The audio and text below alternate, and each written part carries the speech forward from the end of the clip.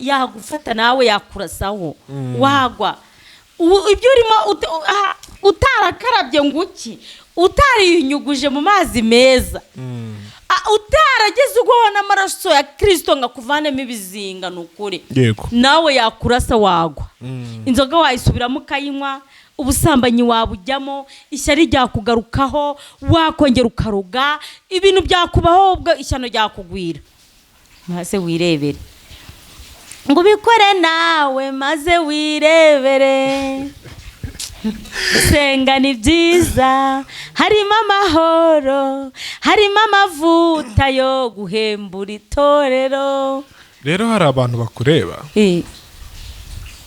bakabona uri ikimama cyiteteye buriya rero babimenye bakamenya uko ni Yesu n'ukuri wabikoze n'utanga umuteto ngewe nkurikije ubuzima naciyemo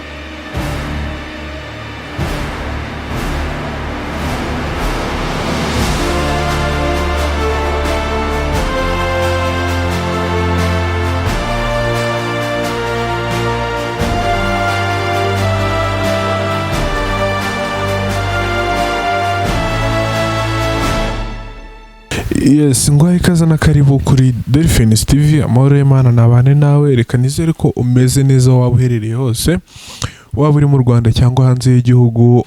Imvura y'imigisha igusesekareho. Nge wumva rero ni Fiacre nk'ibisanzwe.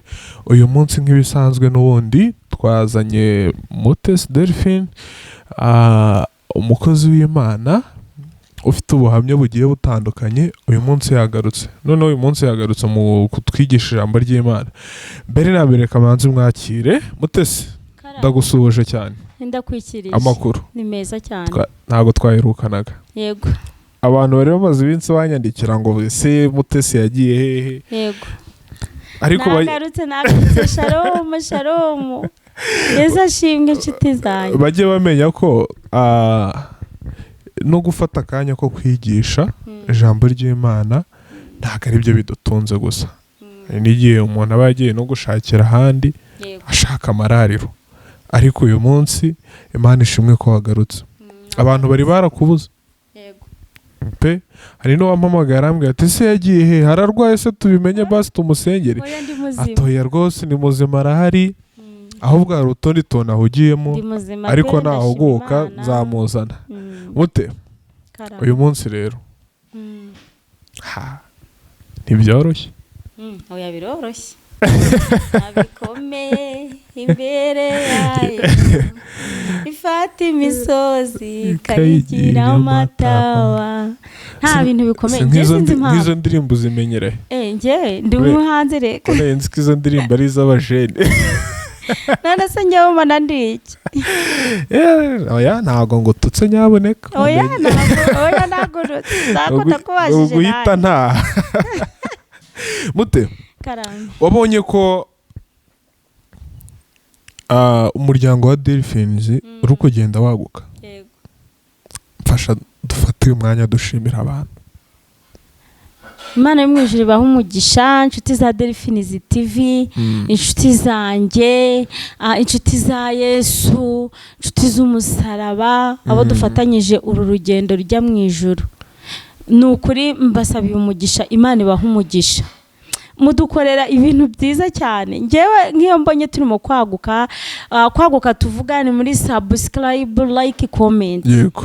Share. Mbamba ari byiza cyane, nanjye binyongera imbaraga nkabona kuko nukuri Imana iri mu kazi. Yego.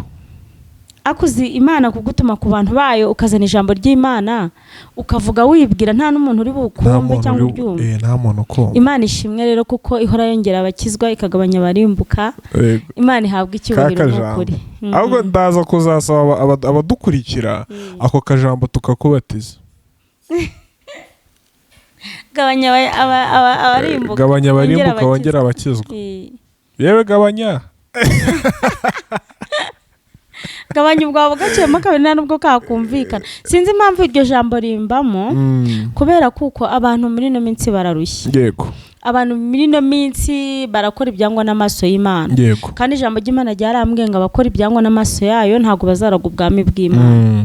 abantu muri ino minsi bayobowe n'ubusambanyi, ubusinzi, kamere, ishyari, kwangana, kwicamo ibice. Yego. Mbese ubona ko muri ino minsi nubwo bavuze ngo birakomeye nka kugira ngo nta bikomeye, muri ino minsi bwo rwose mbona sinzi ukuntu nabivuga. Abantu baridagatiye cyane, abantu baribagiwe, abantu navuga ngo barimo baridegembya, abahize imihigo ntibahigura, abari bari mu butaha bagasubizwa baribagiwe, abari barakijijwe baraguye, yemwe harimo n'abaguye barangije baranarambarara. Abantu bagiye kure y'Imana. Mu by'ukuri Imana nigabanya barimbuka yongera bakizwa. Imana ikomeza ibwira abantu bayo. Rero ndabashimiye inshuti za Delphines TV. Imana ibaha umugisha mwinshi, ndawubasabiye pe, kandi dukomeze twaguke, twagure ubwami bw'Imana, twagure ijambo ry'Imana, ubwami bw'Imana burushaho kutwegera. Nukuri abantu barushaho kubona Kristo, abantu barushaho kugira amahoro, abantu bazabone ubugingo, abantu bazajye mu ijuru. Yego. Mute uyu munsi rero ndagira ngo tuze kuganira ku cyaha cyangwa se kwihana. Tutari twaganira aho ngaho uranyemerera tubanze dusenge. Yego, n'ubundi ngiye nari manje kukubwira ikintu tugiye gusengera iki kiganiro, ariko manje kukubwira topic. Yego. Sibyo? Nicyo kintu nshaka ko tuza kuganiraho, ariko mbere yuko tuganira, yego nibyo ko tumanza kwiragiza Imana. Ni byinshi twagiye tunyuramo, unasengera n'aba bantu mbese unabasabira umugisha. Abantu bagenda badukurikirana cyane, ubasengere, Imana ikomeze basiga amavuta. Karibu mu isengesho rero. Urakoze, Imana iguha umugisha. Yego. Uwiteka Mana nziza, Imana ikomeye, Mwami Imana we byiringiro by'abakwizera. Ndagushimye nyaguhora ku ngoma Jehova, waturinze bigeze iyi saha duhumeka umwuka w'abazima. Izina ryawe rihabwa icyubahiro, n'ukuri uzi kurinda. Warinze ngewe, urinda kameramani, warinze abana banjye Jehova, wandindiye umuryango. Data mwiza, warinze abaturanyi, urinda inshuti zanjye, wandindiye umubiri n'ubugingo. Waturinze, izina ryawe rihabwa icyubahiro Mwami wanjye. Amen. Tuje ahangaha muri iri teraniro ryawe, tuje kuvuga ijambo ryawe Mwami. Ndakwinginze kugira ngo umwuka wera bari wowe uyobora kandi utegeke, uturinde kuvangirwa impande zose Mwami, ahubwo Jehova tukubera igikoresho, wivugire databuja. Nyaguhora ku ngoma Imana, nsabiye umugisha abakunzi cyangwa abakurikizi ba Delphines TV, baha umugisha kandi ubahe gukomera, bagukomereremo Mwami wanjye, ubagenderera impande zose, abarushye baruhure, abarwayi bakize nyaguhora ku ngoma, abashonje bagaburire, buri muntu umugenderere ku giti cye Mwami w'abami. Urakoze kukuri mwiza, ngo umutwe teraniro tugiye kugenderamo n'ukwihana, n'ukubwira abantu ubwiza bwawe bakongera bakakugarukaho Kristo. Ndasengeye abaguye Mwami ubabyutse, abarambaraye Mwami ubahembure nabo ubagarure Jehova. Ndasengera b'imitima inamutse kugira ngo wongere uyisukireho amazi uyibobeze Kristo, wongere ubagarure kuko ari wowe Mwami w'abami, ari wowe byiringiro by'abakwizera. Urakoze nyaguhora ku ngoma, uri Imana ikomeye rero ngaho yobora kandi utegeka Jehova. Gabanya barimbuka wongera bakizwa Mwami wacu. Ijambo ryawe kandi databuja uwo riri bugereho wese rimugirira umumaro, rimuhindurire kugaruka kandi kugaruka kugukomeraho Mwami. Urakoze kukuri mwiza, urakoze kukumva gusenga. Izina ryawe nirihabwa icyubahiro, mbisabye none n'iteka ryose mu izina ryawe Kristo. Amen. Amen. Amen. Yego. Ndumva uyu munsi noneho amavuta ari amavuta. Yego mute, mu kanya mbere yo gusenga nari nkubwiye ngo ndashaka ko tuza kuganira cyane ku cyaha cyangwa se kwihana. Ibyo bintu byombi birajyana. Ku muntu wamenye Imana, burya Satana dutega imitego, ariko hari n'uburyo iyo mitego tuyikuramo. Nta kindi rero kidufasha usibye kwegera Imana, ikadushoboza, ikatweza, tukihana. Yego mute, uyu munsi rero ndashaka abantu baza gusobanukirwa, kuko n'ubuzima bwa buri munsi, abantu baza gusobanukirwa ibyo birirwamo, ese ni gute wabyikuramo. Ikibazo cyanjye rero ndagira ngo nkubaze, ubundi mu magambo yawe cyangwa se mu jambo ry'Imana, yego, icyaha ni iki? Wowe ubyumva ute? Icyaha ni ibyangwa n'amaso y'Imana. Yego. Gutyo ni ibyangwa n'amaso y'Imana nk'ibiki? Ni ibintu byinshi. Wenda navugaho bikeya. Yego. Gusambana, gusinda, yego, kurwana, ishyari. Mbese icyaha ni icyaha nyine, ni ibyangwa n'amaso y'Imana, ni kamere mbese mbi, ni icyaha, ni umuntu.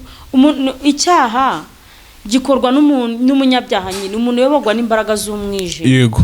Icyaha ni cyangwa n'amaso y'Imana. Yego. Ese nyuma y'ibyo byose, ibyo byose ni ibyaha kandi koko niko kuri. Umaze kubikora, ese ni iki kikwereka ko wakoze icyaha? Ni ukuvuga ngo buriya reka nkubwire n'umuntu udakijijwe. Yego. Iyo ugiye gukora ibyaha urabimenya. Njyewe narakizwa natekerezaga byonyine gukora icyaha. Ni ukuvuga ngo mu mutima w'umuntu habamo amajwi menshi. Yego. Ariko ndareka mvuge kuri abiri. Uzisuzume nawe urebe, hari igihe utekereza gukora nk'ikintu ukumva ijwi rimwe rikubwira ngo byihorere. Yego. Wakiretse ko hari kibi, ijwi ryiza rituje. Yego. Irindi rikakubwira ati sinugikora urabiki. Reba nicyo kiratuma umera gutya, nicyo kiraguhesha ibi, nicyo mbese rikaguha ingero nyinshi. Yego. Mpaka ukoze icyaha rero. Iyo ukoze icyaha rero urabimenya kuko n'ubundi uri umunyabyaha. Nese nukubera icyo umuntu avuga ngo nari umunyabyaha ariko narakijijwe. Nuko ibyo wakoraga bibi nawe waruzi ko ari bibi. Ariko Satani yarabikuzirikiye mutarabona ukuntu bivamo. None igihe kikagera ukabivamo, ukajya mu byiza, ugakizwa, ugakorera Imana. Nicyaje uvuga ngo narakijijwe, mbere nari undi umunyabyaha. Iyo ukoze icyaha rero urabimenya kuko nta n'amahoro y'umunyabyaha n'ubundi uba ubizi. Kandi mu by'ukuri twese tugira Bibiliya nayo yanga icyaha kandi hari imirongo myinshi ibivuga. Rero iyo ukoze icyaha urabimenya, njyewe niko nzi kandi niko kuri. Niyo mpamvu nazanye iyi topic kuko bifite mega experience. Umutima nama wigeze ukugaya? Yego. Babyitwayemo gute? Urumva icyo gihe uri mu byaha uba warabaye nk'ikihe bundi. Yego. Ubuyoborwa nabyo ubusa nabyo. Nta kundi kubyitwaramo rero uretse nyine kubigaragaza kuko ari byubamo nawe ubwawe uri icyaha. Nta busa navuga ngo nabyitwayemo gute, icyo gihe nabyitwaragamo nyine nk'umunyabyaha. Yego. Yego. Kanumva kuko nimba birivuga ko kunywa inzoga ari icyaha. Iyo unyweye inzoga urasinda. Ntabwo urabona umuntu wasinze? Ndababona ni bararwirirana, bararwana, barinyarira, barasamara, bapfa rupfu rubi, ibintu byose bibi barabikora. Yego. Baba basa nk'ibyaha rero barimo. Abasambanyi nabo bagenda bububa. N'abagenda mu marogi cyangwa dore bagenda bububa bameze gutya, bububa. Ndetse bamwe bigahita binabagaragaraho, abakobwa bagatwara inda z'inyenda zoro, abandi bakarwara sida, abandi bagasenya amago yabo. Yego. Ibimenyetso bita bigaragara, icyaha kirimo usa nacyo. Yego. Yego. Aha, tumaze kumva icyaha rero, tujya ku kwihana. Ntekereza ko nk'umukozi w'Imana byanga byakunda hari ijambo rijyanye n'ibi bintu. Ndaza kuza kuguha umwanya uze kudusobanurira birambuye, ariko utu nutubazo ngiye mba nateguye two kukubaza. N'abantu barushaho kugenda basobanukirwa buri kintu cyose. Nta kibazo pe. Wumva kwihana bivuze iki kuri wowe nk'umuntu wanyuze muri ibyo bintu byose ukayoboka inzira yo gukizwa? Kwihana nabanjije nkubwira ngo nta mahoro y'umunyabyaha. Ndongera kwambwira mu byaha usa nabyo. Mu by'ukuri iyo uri mu byaha ntabwo uba wishimye. Yego. Nta mahoro uba ufite, nyine ubusa nabi, ubusa nk'icyaha. Yego. Iyo wihannye rero ukamenya Kristo, ukamenya na bya bindi byose wari urimo ko ari ibyaha, uba mwiza, wuzura amahoro, uba ufite ibyishimo, ubana na Kristo, nta mihangayiko uba ugifite kuko n'uba ukirwanirira. Yego. mbese uba umeze reka ngo wenda urugero nko ku mwenda wari wambara umwenda wenda ukagica n'ahantu mu byondo ukabibyondo cyangwa ukambara umwenda pe ukandura yego uvuye nko guhinga cyangwa umwenda wawe igihe kinini nawe ubwawe ufataho gutyo ukumva urakunukira cyane wajya no kwambara ukabati umwenda se ndawambara nsheheye ugafata amazi yawe ukawumesa n'isabune nawe mukawunyuguza neza amazi maboko yamena ubona ibico bivamo ukongeramo amazi ukavuga ati ha ugiye gucya ukunyuguza kugeza igihe wa mwenda ukereye umwenda rero wibukiza ha ku mugozi ukawanika ubona ari mwiza cyane iyo ugiye kuwambara nta pfunwe uba ufite pe yego wumva ko wambaye neza ukagenda mu nzira nta kibazo ufite kuko wambaye ibisa neza ariko iyo bidasa neza ugenda ufite ubwoba ni nk'uko rero umuntu wakiriye Kristo aragukarabya kwanza aragukuba tuba twanduye ubusa nabi njyewe nkunda kwitangaho urugero uba wuzuye cyane iyo ugenda uba ufite isoni ndakubwiza ukuri iyo umaze gukizwa ukakira Kristo byose akabiguhanagura akakubabarira yego ugenda wemye naho uciye hose ugenda nta soni ufite z'ibyaha byawe wakoraga kera wari wahura n'umukobwa w'indaya wicuruza ibeshya umutuke nk'uwandaya mwakwica nagukubita n'amabuye mukarwana kubera iki nubwo abikora ariko nagashaka kubyitirirwa biranduye bisa nabi niyo aciye mu nzira umukobwa ava mu rugo yiyambariye mini igeze angahe hasi y'ikibuno yego neza neza yambaye ubusa agasohoka karenga igipangu atangira kugenda amanura agenda akamanura uko atari nambwe kazamuka yongera akamanura kubera iki biri kumutera isoni ariko kubera ko Satani yamugize imbata nta kintu afite cyo gukora njye nibwirira abantu ni kwa Satani barabira ibyuya nukuri yego mujye musengera Imana musengera abantu igabanye barimbuka yongera abakizwa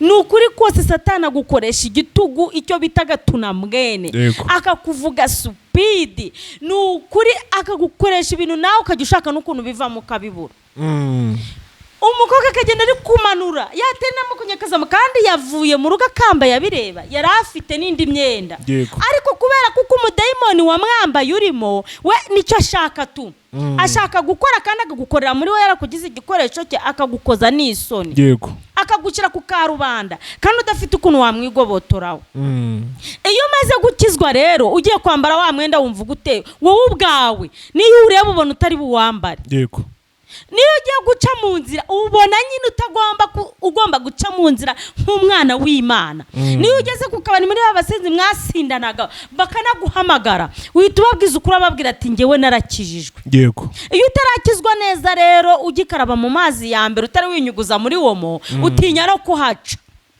cyangwa wanababona ukabakwepa ngo barahita bambaza ngo cyangwa baransika ngo narakijijwe menya aho ngaho uracyafite ico ntago wari wacya ntago wageze igihe cyo kunyuguzwa ngo wanikwe ku mugozi koko wambarwa nk'umwenda utarimo ikizinga uracyuzuye ibyaha iyo wamaze gukizwa rero neza warakarabye ugacya urabahamiriza babandi kandi nawe kuko umwuka uba ukuyobora utandukanye n'imyuka ibuzuye abadayimoni bamaze kuguhunga Kristo akuriho Imana ishimwe Kristo akuriho ubwiza bw'Imana bukuriho mwuka wera akuriho bo ubwabo iyo bakubonye baraguhunga yego iyo ugize amahirwe guhunge urabaturira ukababwiriza ukabereka nubwo batashobora kubivamo ako kanya ukomeza ubasengera ariko igihe kizagira baze kuko bararushye yego ikiza cyo gukizwa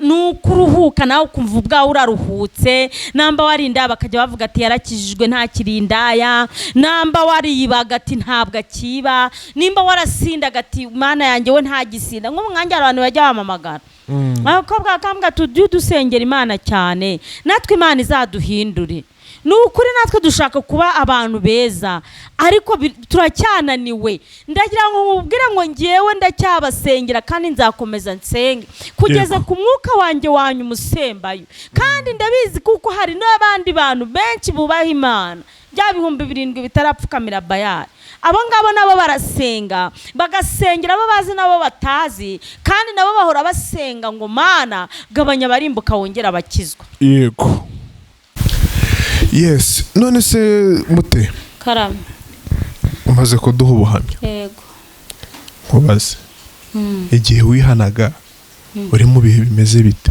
wari umerewe ute? nari ndushye nari ndemerewe njyewe igihe nihanaga. Yego. Byari byaranutse nari nsigaye nanjye ninukira. Nari ngeze ku rwego mbese nari narapfuye magaze. Yego. Nari ndushye nyine. Aha, ni iki cyagusuye rero? Cyansuye. Mva ikibazo cyanjye. Ni iki cyagusuye ukumva ko ukeneye kwihana? Navuga ngo ni umwuka w'Imana, ni umwami Yesu wansuye pe, kuko abantu bo bari barambwirije bararushye. Yego. Burandagira ngo nkubwire ngo niyo bakubwiriza fiyake, niyo bakubwira ibingana gute bakagusomera Bibiliya yose bakayirangiza. Yego. Umwami Yesu atagusuye mwuka wera mbese bitageze kuri finali y'Imana ngo ufatirwaho, ntacyo byatanga. Njyewe ni Kristo wanyifatiye pe, aranyemeza, ashenjagura umutima wanjye kubw'imbaraga ze zikomeye, anyambura Satani ankurayo. Yego. Ama n'imbaraga kandi zo kubwira Satani ngo mva inyuma, ndekura, mva imbere, reka ngende. Ama imbaraga zo kumwiyambura aramfasha pe, amungobotora mu ntoki. Kristo ashimwe. Ntabwo wapfa kwikura kuri Satani, ari imbaraga zawe. Ese mute wenda wowe ni ubuhamya bwawe, niyo mpamvu nateguye iki kiganiro nzani iyi topic. Ese igihe wihanaga Imana yakwakiriye gute? Imana yakiriye nk'umwana wayo mwiza. Ijambo ry'Imana avuga ngo nga afata bya bindi byose wakoraga. Yego. Akabijugunya kure ye yakubabariye. Ako kanya uburi imbere yayo nk'umwana wayo utagira ikizinga. Yego. Yanyakiriye nk'umwana wayo. Ansesekazaho imbabazi ze n'urukundo no kugira neza. Yego. Noneho icyanyuma mpita nkwakira no mu ijambo ry'Imana. Nk'umukozi w'Imana ntago waducika, ntago nabakira no n'abadukurikiye. Yego. Hari umwanzuro, imyanzuro, hari ingamba wafashe kugira utazasubira mu cyaha. Zirahari cyangwa ntazirahari? Zirahari cyane. Udafashe ingamba wasubirayo.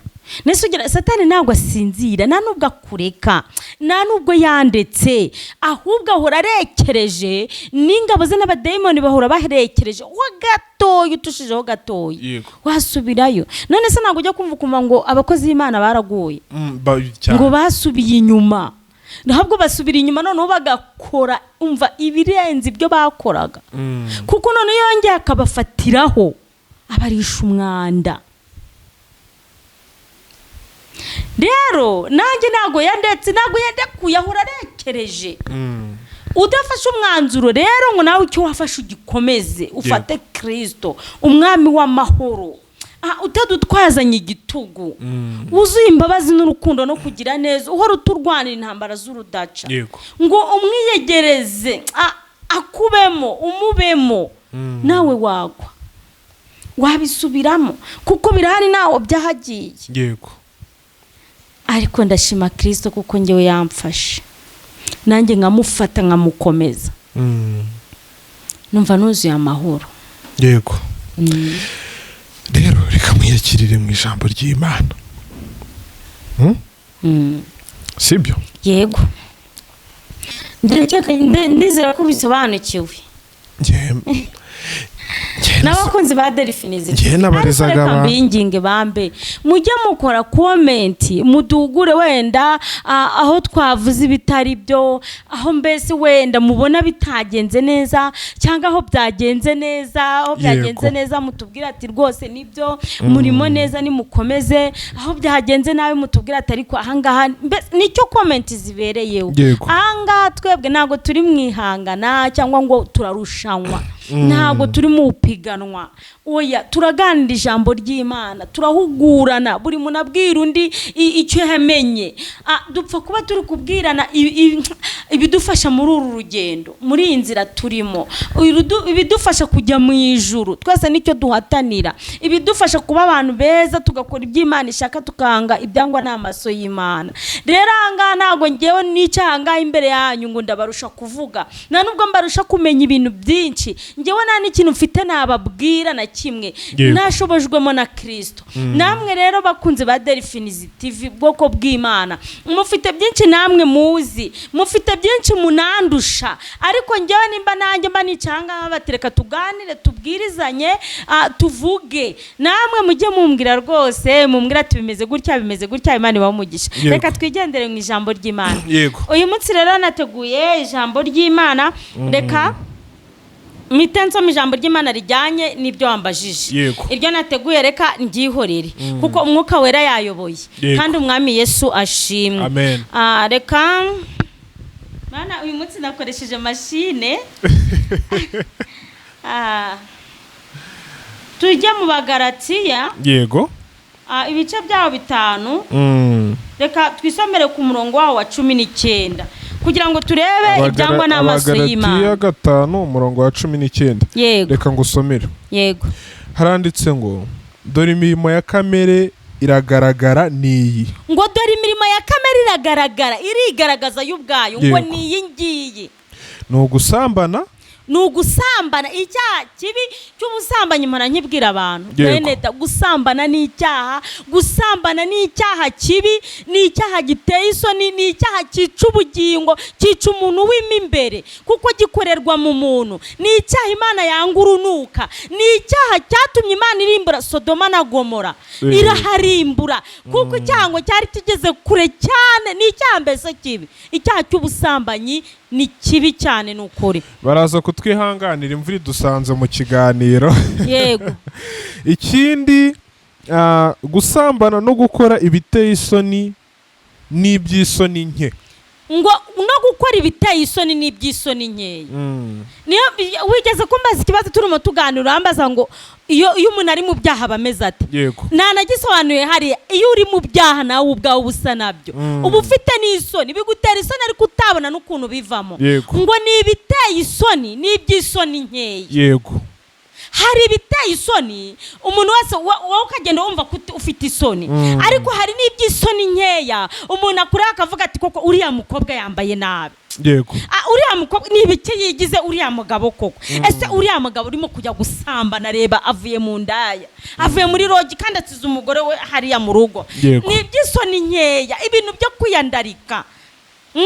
Kwiyandarika mbese ubundi ngo ibiteye isoni, ibyo mvuye biguteye isoni, ni iby'isoni nkeya abantu bakubonamo. Yego. Imana ishimwe. Ku murongo wa 20 haranditse ngo no gusenga ibishushanyo, no kuroga, no kwangana, no gutongana. Ngo no gusenga ibishushanyo, no kuroga, no kwangana, no gutongana. Yego. Ibyo bintu byose rero nibyo biriho muri ino minsi. Hepfo hakandikwa ngo n'ishyari n'umujinya n'amahane no kwitandukanya no kwirema ibice.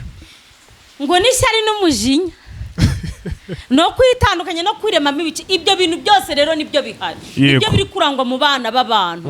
Kandi ijambo ry'Imana ryatubwiye hari hejuru ngo ngo dore imirimo ya kamere. Ibyo ni ibintu byangwa n'amaso y'Imana. Yego. Gusambana, kuroga, ibiteye isoni n'isoni nkeya, kwicamo ibice, kamere, ishyari nyine. Yego. Ibyo nibyo byuzuye mu bwoko bw'Imana. Nibyo byuzuye mu bantu biyitirira izina ry'Imana. Nibyo byuzuye mu masengero, nibyo byuzuye mu baturanyi, nibyo byuzuye mu mirimo twirirwamo, nibyo byuzuye ahantu turi. Yego.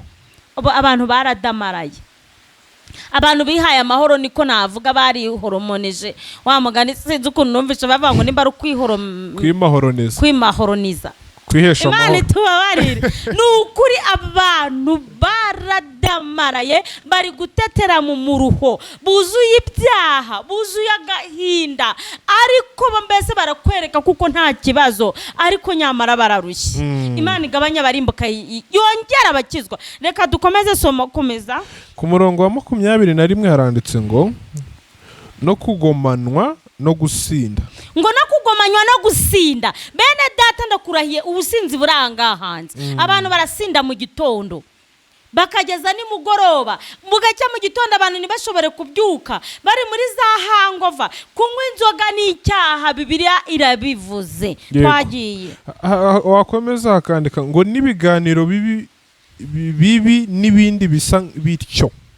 Ngo n'ibiganiro bibi ngo n'ibindi bisa bityo. Usanga abantu bicaye mbese nta byo gukora bafite. Naga abantu bakibona n'umwanya wo gusoma Bibiliya. Naga abantu bakibona umwanya wo kuganira ku ijambo ry'Imana. Ahubwo n'ibiganiro bibi. Bayoborwa na kamere barahaza imibiri. Ibiganiro bibi. Ikintu nkondera Bibiliya ngahite nakugira inama. Imana itubabarire. Ndababwira hakiri kare. Ngo ndababwira hakiri kare. Nkuko nababwiye kera. Ngo nkuko nababwiye kera. Yuko abakora ibisabitse. Buretse aho ngaho. Ngo ndababwira hakiri kare. Ngo nkuko nababwiye kera. Cyari uko kwari ryari. Kera Bibiliya bitwereka neza. Ubusambanyi Imana yarabwangaga urunuka. Yego. None hari n'ahandi dusoma muri Bibiliya kuva na kera na Kristo atari yadupfira nako. Ngo bafashe umugore w'indaya bamushyira hariya kugira ngo bamwicishe amabuye. Aho kwari ukubera ubusambanyi. Ariko hashimwe Kristo nyine ujye tubabarira ibyaha. Kristo yandika hasi ngo arandika ati utarabikora namuterwe kuko bose yarabona kuko basambanye nabo bagabo bose bari baraho kuko uwo mugore nago yisambanyaga. Ubwo turi ku cyaha cy'ubusambanyi. Ni cyaha cy'ubusambanyi n'abantu bwabo barabyangaga. None kera njya nsoma amateka. Kera umukobwa yatwaraga inda y'indaro yasambanye baramurohaga bakamwica. Icyaha cy'ubusambanyi ni kibi. Tukagera i Sodoma na Gomora barasambanye bigera n'igihe basambana n'abagabo bagenzi babo. Yego. Imana iraharimbura. Icyaha cy'ubusambanyi ni kibi cyane. Icyaha cy'ubusinzi ni kibi Bibiliya yakivuze. Icyaha cy'ishari ni kibi Bibiliya yakitubwiye. Aha ngaha Bibiliya bitubwiye ibintu byose. Kwicamo ibice, kwicira mu biganiro bidafite umumaro. Yego. Ukavuga ubusa. Aho kugira ngo ubwire abantu ibintu bibubaka, ubwire abantu ijambo ry'Imana. Ukavuga ubusa, ukavuga kwa kana kukuntu babayeho, ukavuga kwa kana ibyo bakoze ejo, ukavuga abaturanyi bawe, abakozi b'Imana baguye. Bwira abantu Imana. Birava ngo ndababwira uyu munsi nkuko nababwiye kera. Komeza. Twe turi ku murongo wa 21 handitse ngo ndababwira hakiri kare nkuko nababwiye kera yuko abakora ibisa bityo batazaraga ubwami bw'Imana. Ngo ndababwira hakiri kare nkuko nababwiye kera ngo abakora ibisa bityo batazaraga ubwami bw'Imana. Batazaraga ubwami bw'Imana. Iryo jambo ni Bibiliya irivuze. Abakora ibyo bintu byose byangwa n'amaso y'Imana byaha twahoze turimo kuvuga. Ni ukuri ntago bazaraga ubwami bw'Imana. Bararuhira ubusa. Ngaho ibaze kuzasanga wararuhiye ubusa. Waracumujwe n'akamanyu k'umutsima. Ibintu just bya muri ako kanya. Yego. Ibaze nk'ubusambanyi. Nakantu kagufata mu kanya gatoyi kandi kakarangira mu kanya gatoyi ukicuza. Kakaba kakwiciye ubugingo. Ibaze inzoga wishyura amafaranga yawe ukagenda ukayigura mu kabaro kayinywa. Mu kanya ukaba kabaro umuntu wese akakureba akavuga akakubona uri nta bwenge ugira. Yego. Ibaze kuzindurwa no kwicira mu magambo ukagira ishyari. Ishyari ry'umuntu ibintu yifite kandi nawe ufite amaboko yo kubikora. Niba byaranze ariko nawe uzabibona. Ubundi kutanyurwa no kutanyurwa n'icyaha. Ko kutanyurwa nabyo bigendana n'ishyari. Yego. Ukaraga umuntu agapfa uyu munsi kandi nawe uzapfa ejo. Cyangwa se agapfa n'umuryi bakamuhambana n'ubundi. Yego. Uba wungutse iki koko? Ni Satani. Uvuze gutya. Nibyo binini ababwiye ni Satani agutwaza igitugu akakuvuga supidi akagukoresha ibyo wowe udashaka kandi ukabikora. Kandi ukabikora ubizi ko ari icyaha. Arakantu ejo undi mperutse kubona na caption baravuze ngo nyine baranditse Imana iri kubwira umuntu ati nsaba icyo ushaka umuturanyi wawe ndamukubira kabiri arareba ningusaba miliyoni 10 umuturanyi arahita afata miliyoni 20 ningusaba inzu umuturanyi arahita afata inzu 2 kubera ishyari yanga gusaba uzi ikintu yasabye ati nkuramo ijisho rimwe kugira ngo umuturanyi imukure mabi yego ngaho nawe nyumvira abantu rero ni gutyo tumeze muri no minsi nukuri niko bimeze uca ku muntu wa muntu mwavuganaga neza nta kintu ufite yego wamuvugisha ukabona arakuvugisha nabi ukabona nashaka no kukureba akakuvuga ibyuzi n'ibyo utazi ishyari ni ribi kuroga ni bibi gusambana ni bibi gusinda ni bibi kwicana ni bibi ibyangwa n'amaso y'Imana byose bibira yabivuze wakomeza ugasoma nawe kuba ufite Kristo nibyo byonyine byiza yego kuba ufite Kristo nk'umwami n'umukiza w'ubugingo bwawe nibyo byonyine byiza nibyo byonyine byiza ndakubwiza ukuri ariko ngo abakora ibyo byose ngo nukuri ntibazaraga ubwami bw'Imana wari wageze reka twisomera kuri 22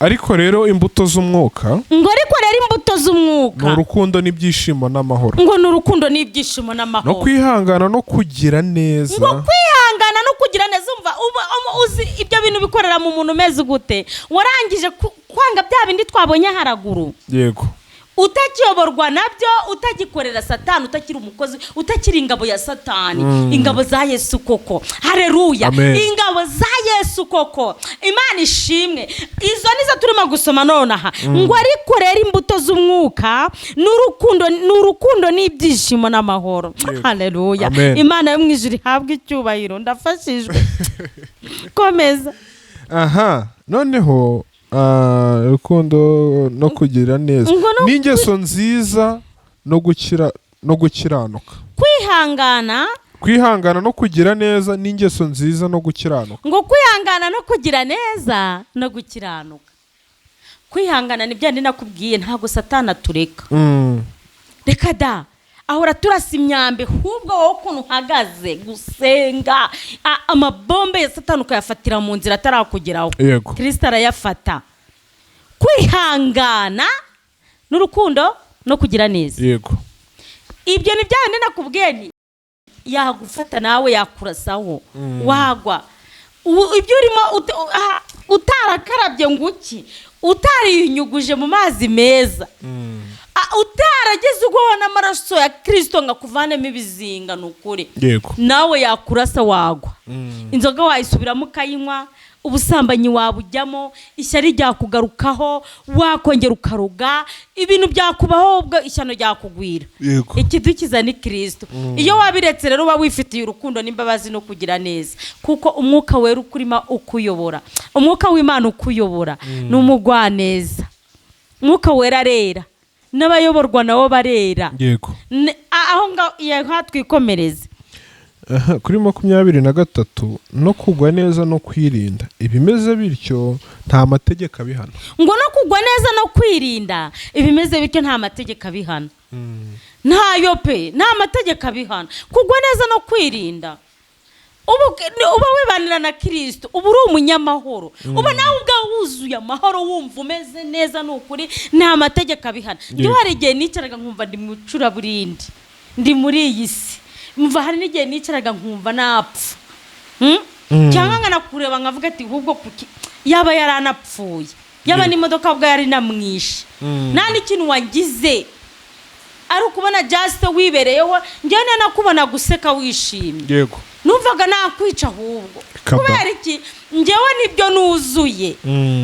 ariko aka kanya nuzuye amahoro umuntu wese mba mubona nkumva mwifuriza kuzura amahoro kumenya Kristo kuba muri Yesu ntako bisa yake ni ukuri kuba muri Yesu nta kuntu bisa uba umva ni byayo ni nguri ikiri gitukanaseka ahubwo uba wuzuye amahoro hari igihe njyana bamaze ngo ariko se mutesi ngo unejejwe ngo uhora wisike ngo uba ufite ibyishimo nkashaka kubabwira niyo mumbona kera iyo mumbona kera ntarabona umwami w'amahoro yego umwami w'amahoro yakurimo ugatura amahoro nawe uba wuzuye amahoro. Imana ishimwe. Amen. Twagiye kuri 24 ngo abakristo babambanywe kamere n'iruba n'irari byayo. Reka twigarukiriraho. Yego. Abakristo ibyo byose babambanywe nabyo byo bya byose. Ubundi kamere. Umuntu wese biragira kamere. Kuko umuntu aremye muri kamere. Ariko iyo wakiriye Kristo nicyo bavuga ngo upfana nawe ukazukana nawe. Ngo abakristo babambanywe kamere. Yego. Bapfana nyine nayo. Bazukana na Kristo. Imana ishimwe. Amen. Nukuvuga ngo abubaha Imana baretse ibyaha byaha byose twabonye ruguru, ibyo byose byangwa n'amaso y'Imana. Byose baraza babambanwa nabyo ku musaraba. Bazukana nabyo. Igisambo cyabambanywe n'ubusambo bwacyo ku musaraba. Bakijombagura imisumari baragihanika. Kigiye gupfanwa nabyo.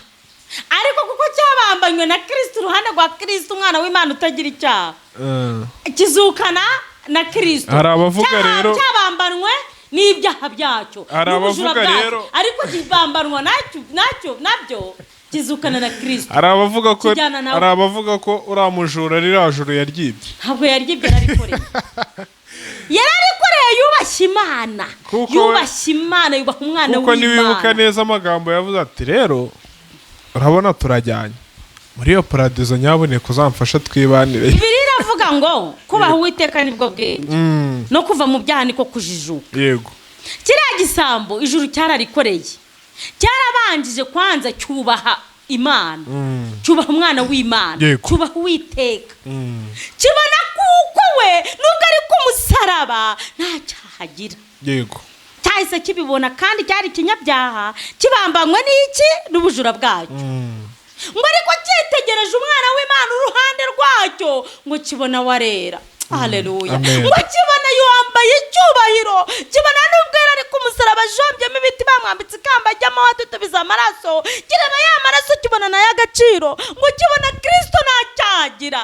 Imana ishimwe. Ngo kimaze kubona Kristo ko ntacyagira, kiramwubaha. Kirangije kiramubwira ati databuja mwami Imana, nugera mu bwami bwawe uzanyibuke. Ko cyo kimubona ku musaraba ntago cyamubonye nk'uwo babambye, cyamubonye n'ubundi nk'umwami ufite ubwami abamo. Haleluya. Ufite ubwami agiyemo kandi akaba umwami muri ubwo bwami. Kiramubwira ngo nugera mu bwami bwawe uzanyibuke. Haleluya. Amen. Ngo uzanyibuke. Njyewe ndi umunyabyaha ariko wowe urera, nubwo uraha ku musaraba ariko nta cyaha ufite. Ngo nugera mu bwami bwawe uzanyibuke. Kiriya gisambo ijuru cyararikoreye, cyubashye Imana, gica na bugufi. Kibona kuko umuntu bari kumwe nta cyaha afite. Yego. Kristo yamushubije ate? Yaramubwiye ati turajyana. Haleluya. Ngo turajyana. Ngo umuntu ufite kamere. Yego. Apfana nayo muri Kristo akazuka asa nka Kristo. Amaraso Yesu yamugezeho. Ajyana ku musaraba na yakamereye. Nga akabambanwa nayo. Ngo yabona Kristo akamubwira ngo unyibuke. Nugera mu bwami bwawe unyibuke. Maze Kristo akavuga ati turajyana. Yakamera akasiga ku musaraba. Imana ishimwe. Amen. Imana ishimwe. Ukayoborwa na Mwuka Wera. Icyo nicyo nshaka kubabwira. Nta yindi password. Ni Kristo wenyine. Gufata iyo kamere yawe iyo ngiyo yakunaniye. Ibyo byakunaniye byakugize imbata. Ubwo busambanyi, ubwo businzi, iryo shyari, uko kurogoka, kwicana, izo nteko, ibyo byose bidafite umumaro twabonye muri Bibiliya. Ukabizana ku musaraba imbere ya Kristo, ugapfana nabyo muri Kristo, maze ukazuka. Yego. Ukazukana na Kristo. Ukazukura umwana w'Imana. Imana ishimwe. Umva ijambo ry'Imana ramfasha, ngumva ndafashijwe. Njye uyo nibutse ibyanjye. Yego. Nibuka ibyanjye byanukaga byari byaraboze. nanjye bisigaye binukira nkabyibuka nkibuka ukuntu Kristo yamfashe akabibumbanya gutya akambabara akabifata akabivanga nka baro akabijugunya iyo kure nazi aho we azi yego nkazukana na Kristo nkaba ndi umugabo wo kumuhamya aka kanya kandi kera aka kanya ubu aya masaha ubu dufite saa 7:08 yego ari nka kera ubu nabaga ni muri ndomboro ya soro yego nabaga nanjye nazezengeye nk'abandi bose nabaga nanjye namba ibigeze mu gihe ngubu ndi umubyeyi nambara neza kubambanwa na kamere yawe n'ibyaha byawe ukabambanwa nabyo muri Kristo ukazukana nawe uri umugabo wo kumuhamya uri umwana w'Imana. Imana ishimwe. Amen. Nta kindi ni ukwanga icyaha n'igisa nacyo kandi ugasenga Imana ni ukuri Imana ikagushyiramo imbaraga Imana ikagufata ikagukomeza nawe ukayifata ukayikomeza ukigumira muri Kristo. Nta handi hano hari amahoro. Yego. Nta handi hari ubwihisho ni muri Kristo. Ntaho twabibonye no kumusaraba igisambo iriya yari finali yari yarangize gukatirwa ubwo gupfa. Yego. Byari byarangiye ariko nubwo ubona ko birangiye aka kanya ibyo ngibyo ubona byarangiye byanutse byaboze ni ukuri Kristo arabizura ngo igisambo ku munota wa nyuma gisigaje kuva mu mwuka Kristo yahageze kirakira. Garukira aho ngaho anga icyaha n'igisa nabi izo kamere izo ngeso mbi zose ibyo byose twabonye muri Bibiliya ngo abameze batyo ntabwo bazaragwa ubwami bw'Imana. Yego. Ntabwo bazaragwa ubwami bw'Imana bazarimbuka. Naka kanya upfuye ni ukujya hugurumana kugeza ugiye uzagira mu muriro w'iteka.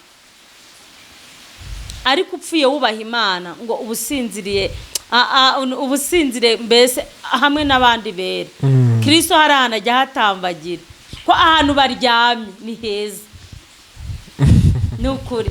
Ariko upfiriye mu byaha n'ubundi ni kwa kundi roho yawe igenda iri kugurumana ngo yewe data we isha ijambo ry'Imana ryatubwiye ngo abameze gutyo ntabwo bazaraga ubwami bw'Imana. Yego. Ngo ariko abayoborwa na Mwuka Wera ngo bameze bate? Bazabana nawe bazaraga ubwami ngo buzira urukundo n'amahoro no kugira neza kw'Imana. Kugira neza kw'Imana kubuzuye. Yego. Ega ijambo ryiza. Mwakira ijambo ry'Imana. Turishimiye Imana. Password ni ukwakira Kristo. Naho byaba bimeze biti. Ndabiza aka kanya hari umuntu uri kuvuga ati nkanjye nabivamo gute nava mu sambanye sinkagiki. Mvuye mu kwicuruza naryiki. Mvuye mu kwiba se naryiki. Yego. Ubu se ndetse kuroga abantu nazabaho gute ko ubundi abarozi bubundi bungukirayo. Mbaza nko. Niba nabiba bariba bakarya. Abarozi bundi bo buri abica abantu bakungukirayo. Satani ako nakazi ka Satani we yungukira kuko uwisha umuntu. Ibyo nibyo abashaka ariko wowe nucunga neza ntacyo wunguka. Nana kimwe uzarimbuka wowe uzashyana nawe. Wowe uri gukora akazi kagatuna mwene aragutwaza igitugu ariko ntacyo uzunguka. Korera Imana kwa Satani barabira ibyuya. Korera Imana kwa Satani barabira ibyuya. Barabira ibyuya kubera ubusinzi. Barabira ibyuya kubera ubusambanyi. Kwa Satani ho barabira ibyuya. Barabira ibyuya wa mukobwa waragushuka ngo ujya gusambana ukagenda ugasambana ukabona inda ukabona udafite na kirengera n'uwagufasha ako kanya ugatangira amarira ukarwara sida ugatangira ikinini paka ubuzima bwa bwose upfuye. Satani aba yigaramiye hariya. Yego. Kandi wabikoze uzi kuko wishe nta muntu uri kukubona ijisho ry'Imana rirakubona. Ariko Satani kubera kuko ni umwami w'ubwami bubi ahemba nabi ahita nagushyira ku karubanda bakakugaragaza akanakwerekana n'ubundi bakakota bakakubona. Satani ni mubi, cunga neza, igenzure nshuti yanjye, igenzure, wibaza uti ibyo nkora byose nungukiraye. Njyewe ni igiki mbona, usubize ubwenge ku gihe wibaza. Kera nanjye nicaga nkavuga ko se ibi bintu nimbivamo nzabaho gute? Aragabura. Yesu aragabura, Yesu arakwambika, Yesu aragutetesha, Yesu aragutonesha. Yesu yumwemeye, ijambo ry'Imana ryatubwiye ngo ni umwami w'amahoro n'urukundo no kugira neza. Ahantu atuye ntajya atura ahantu habi, nubwo yatuma urwara bwacya akurimo. Twigeze gukora ikiganiro na Tsindagira, numva ari kuvuga ati ni ikiganiro mwakoranye njye naracyumvishe, nkavanga abantu bajya bamamaga komaza ngo ariko usigaye witukuza, ngo bari ngo bamuzi kera, ngo bakomaza ngo ariko usigaye witukuza. Yesu yakuri muraka uranyirira, mujye mundeberaho, usa neza. Nawe uri ubuhamya bwigendera, nanjye ndi ubuhamya bwigendera. Njye mbayeho kubwo urukundo rwa Yesu n'imbabazi no kugira neza. Arangaburira, aranyambika, aranancumbikira. Yego. Ndamushima Kristo. Wowe egera Kristo, mwemerera kubemo. Azarwana n'ibikurwanya, azahiga n'ibiguhiga, azarwana intambara utabonesha amaso yawe. Ajya bikubitira kuri akabyicira. Ntabwo tubayeho kuko bishimye abagome cyangwa abarozi. Ntabwo tubayeho kuko abarozi bapfuye cyangwa bataroga cyangwa badafite uburozi. Barabufite, hubwo bajya gushaka n'ubufite imbaraga buri munsi. Ntabwo tubayeho kuko uzanyabingi n'ibitega bitakibaho. Oye, tubayeho kuko turi abana b'Imana, ko umwami dukorera utubamo ni umwami w'amahoro ngo n'urukundo no kugira neza. Yego. Ibyo byose rero biramuhunga, ahubwo bihora birekereje hariya ho gatoya, ahantu ho gatoya urateshuka ukamuvaho, bikongera bikagucakira. Ariko umurimo nawe akurimo neva, ntabwo byakusatira. Tubayeho kubw'imbabazi z'Imana. Password na yindi, emerera Kristo, umubema kubemo, ufata ibyo byaha byawe byose, iyo kamere yawe yose mbi birayavuze, uyipfanane na Kristo, uravamo werade. Nje nta indi password ntabwo, nta n'indi jambo ry'Imana, nta n'ibindi ndarenzaho, full stop. Password ni ukubana n'Imana, ukanga icyaha n'igisa nacyo, ukemerera Kristo. Azakugaburira, azakwambika, azarihira abana b'amashuri bige, azafasha, azakiza indwara utazi wezo zose zikomeye. Kristo ni umwami w'abami, nta kintu kimunanira, ategeka imibiri. Niwe wayibumbye, niwe uvuga ngo baho ukabaho. Kristo agukura mu vata akavuga ngo baho. Kristo nta kintu atagukorera. Njyewe ndi umugabo wo kubihamya, ikimenyetso kirenga kimwe. Mwemerere wowe, bikora nk'uwikinira mbese, bijyemo arebe, bijyemo. Emerera Kristo, uve muri ibyo byose bigutandukanya nawe. Ibyo byose byakugize irimbi binuka, bikugize muroge, bireke bivemo, wisangire Kristo umwami w'abami. Byose urabona ko ibintu byose birangiye. Ngigizamba ku musaraba ati Kristo nugera mu bwami bwawe unyibuke. Kandi cyabimubwire mu misumari, mu mivi y'amaraso atemba, mu mabuye, mu kamba ry'amahwa, ngo ariko kubera amaso y'umwuka, umwana w'ubugingo, we yari ari kumureba ku musaraba, akabona nk'uri mu bwami, akabona rya kamba ry'amahwa, akabona ari ingure, ari ingofero y'ubwami yambaye. Ati nugerayo unyibuke. Ko we yarebye umusaraba abona ahubwo ari kaburimbo ari gucamo igisambo. Buracyarebaga n'abamutera amabuye kikabona ari abashengereye umwami. Ati nugerayo unyibuke. Imana iguha ayo maso, Imana iguha izo mbaraga, ziguhereze kureba Kristo, upfumura icyo gikuta Satani yakudunitsemo akaguhomeramo. Imana iguha akenge gatoya, urebe umwami w'abami, urebe umwami w'amahoro. n'urukundo no kugira neza, maze umubwire ati nyibuka nanjye mu bwami bwawe ndi kurebayo, ndakubonye, nyibuka. maze wirebere, ngo ubikore nawe maze wirebere. Gusenga ni byiza, harimo amahoro, harimo amavuta yo guhembura itorero. Rero hari abantu bakureba bakabona uri ikimama cyiteteye, buriya rero babimenye bakamenya uko ni Yesu n'ukuri wabikoze n'utanga umuteto. Ngewe nkurikije ubuzima naciyemo, nkurikije uwo narindiwe, bazajye kureba ubuhamya bwawe ni Kristo. ahangaha burahari, ndahamya ntashidikanya ko burahari. Bazajyeho barebe Mutesi wa kera, barebe n'ubu ngo ni Yesu ubikora, ni Yesu wangiriye neza. ngo nawe niba kubaza ko kucyuze amahoro ngo cyangwa kukinitetera, nta rindi banga, ni Kristo, ni Yesu akugiriye neza, ni Yesu wangiriye neza pe.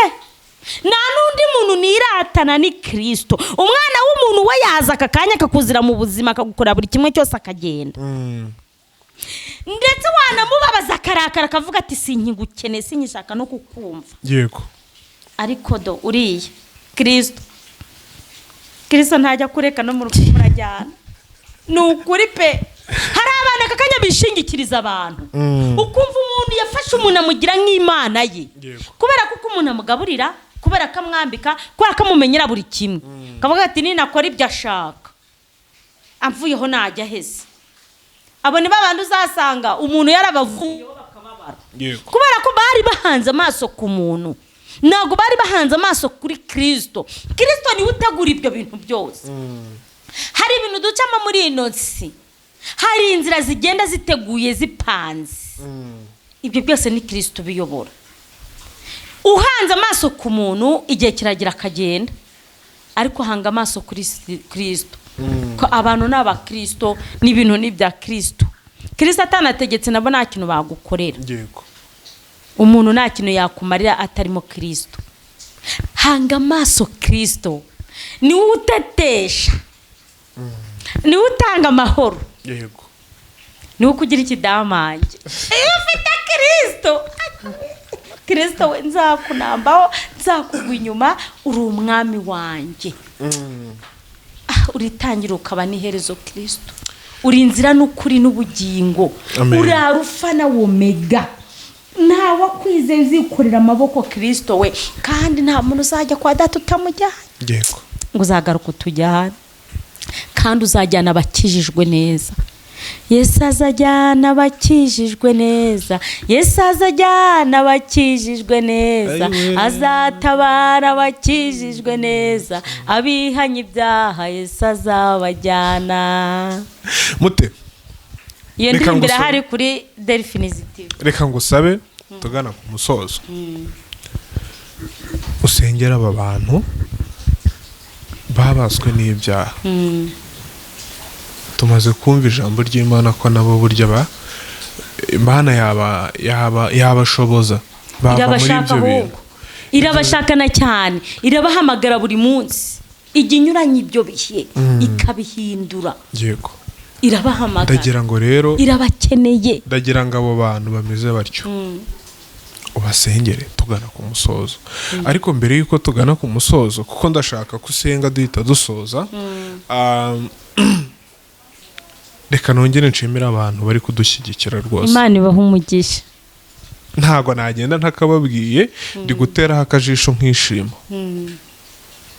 nkabona ko mudushyigikiye. ni ukuri Imana ibaha umugisha, kandi Imana ishobora byose ibaha umugisha, ndawubasabiye. n'umuntu rero utarakora karaga subscribe nyaboneka nawe agakore, nisiko nta mbaraga bisaba, ko nta gishoro bisaba. dore ni gutya n'ugukanda ngo n'ugukanda gutya, ugahita ukanda nuko kazagera kugira ujye ukurikirana ibintu ubundi byose bikajya bikugeraho ku murongo. ibyawe nawe bizaza cyangwa birahari, wabisangaho cyangwa bikakuzira. Imana iri mu kazi, Imana irakora buri munsi, uko bwije nuko bukeye, buri saha Imana irakora. icyo Imana ishaka ni ukuyegera ukabana nayo. yego, karibu mu isengesho rero dusoza. Uwiteka Mana nziza, Imana yo kwizerwa, Imana yuzuye urukundo n'amahoro no kugira neza n'imbabazi. Ndagushimye mwami w'abami, n'ukuri uranejeje mu ijambo ryawe. Kristo we, ijambo ryawe ni ryiza riraryoshye, ndanezerewe. Uhabwa icyubahiro nyaguhora ku ngoma, Imana nziza. Kristo we waduhuje n'Imana Data ishobora byose, ukatugira abaragwana n'ubugingo. Ndagushimye mwami wanjye, ndagushimye cyane kuko ari wowe wafashe ibyanjye ukabihamba ukabijugunya kure, maze nkazukana nawe. Ubwami bwawe ni bwiza, uri mwiza Kristo, ngo uzagaruka kutujyana. Ariko icyo ngukundira mwami w'abami, n'ahangaha turi mu isi ujya ubudutuzamo, ukaduha amahoro n'umunezero, maze ukatwitaho. Uri mwiza Kristo, kuko ubamo nta kubisa, reka tukugumeho. Ndingingira mwami Imana yanjye, abantu bari muri biriya byose byangwa n'amaso yawe, ndabasengeye, ndabahamagarira imbaraga zawe Kristo. Reka nabo bakubone, reka nabo bakubone, bakubwire ngo mwami twibuke, natwe turagukeneye, natwe dukeneye kubaho nk'abandi, natwe dukeneye ibyishimo, natwe dukeneye kunezererwa muri wowe, dukeneye kugaburirwa nawe, dukeneye Kristo kugukurikira no kugukorera. Reka nabo bakubone mwami w'abantu. Haleluya. Nikugabanye bari abarimbuka, wongera bakizwa mwami. Abantu baragukeneye, ubwoko bwawe buragukeneye Kristo we, n'ukuri baragukeneye mwami wanjye. Ongera urebe, ongera utambagire mu bakobwa, mu bahungu, mu bagabo, mu bagore, mu basaza, mu bakecuru, mu bana bato. Kristo we tambagira, ubwoko bwawe buragukeneye mwami wanjye. Nabo baragukeneye kuruhuka, nabo barakeneye kukubona mwami w'abami. Bararushye gutwaza igitugu, bararushye kubira ibyuya, bararushye gukorera ubusa abarozi, bararushye gukorera ubusa abicanyi, bararushye gukorera ubusa abasambanyi, bararushye gukorera ubusa abasinzi, bararushye gukorera ubusa abanyeshyari, bararushye. Batabare Kristo, ongera nawe ubarebe, bareba n'amaso yawe y'imbabazi, bakoze ibiganza byawe byiza mwami w'abami. Batabare, ndabingingiye mwami wanjye, ndahagarika imyuka mibi yose mu izina rya Yesu. Abadayimoni b'uburyo bwose bafunga amatwi y'ubwoko bwawe, bagatuma ijambo ryawe ritabageraho, bagatuma mwami Imana babona ngo ikiganiro kirarambiranye, bagatuma Kristo we, mu izina ryawe rikomeye mwami wanjye, reka abantu bawe ubahe imbaraga, abantu bawe ubahe kumva ijambo ryawe, abantu bawe mwami ubafungurira amatwi y'umutima. Reka ijambo ryawe rigiye guca mu gutwi kumwe ngo risohokere mu kundi, ahubwo ijambo ryawe rishinga imizi mu mitima yabo, rihore ridingana, rihore ribibutsa kuko Kristo uri umwami w'amahoro n'urukundo no kugira neza, kandi ubategeye amaboko kugira ngo bababarire. Abo nabo bakumenye bakomeze. Twabonye ko Satana kirasa imyambi, twabonye ko Satana gitegereje uteshukaho gatoya kugira ngo amumire bunguri, kugira ngo amwambike iminyururu ikomeye amuturugunye. Kristo ndabingingiye abo bose bafata bakomeze kugira ngo mwami tubashe kukugumaho. Murimbye ararimbye ngo fata unkomeze Yesu we, ngo kukunde kuya nakuvaho. Kristo turakwinyiza, turaguhamagaye, dufatishe ikiganza cyawe cyiza, dukomeze mwami w'abami. Komeza uduhishe mu bwisho bwawe, komeza udutuse mu bwami bwawe bwiza, kuko twari twararushya bariyo bararemerewe, bagarura bakize mwami. Urakoze mwami, ntutoteshwa amagambo, ntuhatirizwa amagambo, ntutegekwa, ntugirwa inama, kandi uri Imana mwami itajya yisubiraho. Usezeranye urasohoza, urishoboye, ushobora byose, uri ndiho urihagije, wahozeho kandi uzahoraho, uri umwami mwiza, ndagukunda. Izina ryawe nirishyirwe hejuru, komeza udushyireho uburinzi bwawe, komeza uturindishe gukomera kwawe, butatu butagatifu bwawe bukomeza tuzenguruke Jehova. Urakoze kuko wera, ni mu izina rya mbisabye nizeye Kristo nawe n'iteka ryose, amen, amen, amen.